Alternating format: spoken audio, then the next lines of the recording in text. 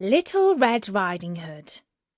Once upon a time there lived a little country girl, the prettiest creature who was ever seen.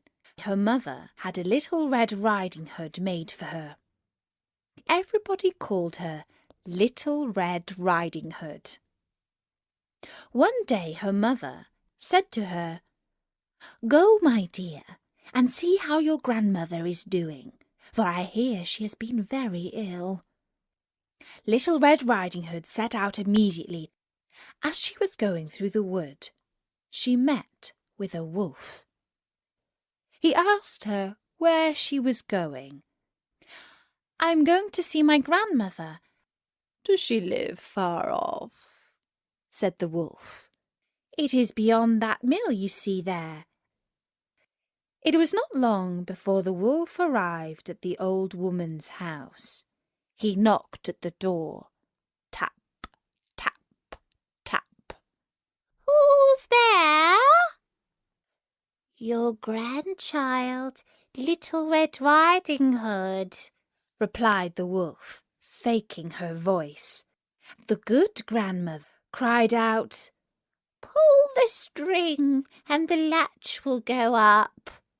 The wolf pulled the string in, and the door opened, and then he immediately fell upon the good woman and ate her up in a moment. He then shut the door and got into the grandmother's bed, expecting Little Red Riding Hood, who came some time afterwards and knocked at the door. Tap, tap, tap. "Who's there?" said the wolf. "It is your grandchild, Little Red Riding Hood," the wolf cried out to her. "Pull the string and the latch will go up." Little Red Riding Hood pulled the string and the door opened. "Grandmother, what big arms you've got!" "All the better to hug you with, my dear." "Grandmother, what big ears you have!"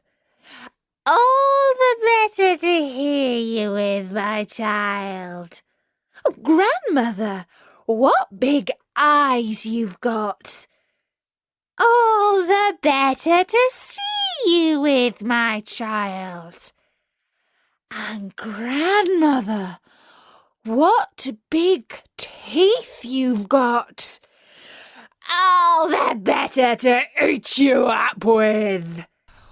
Fortunately, a hunter was passing nearby the hut. He heard the wolf and recognized him right away.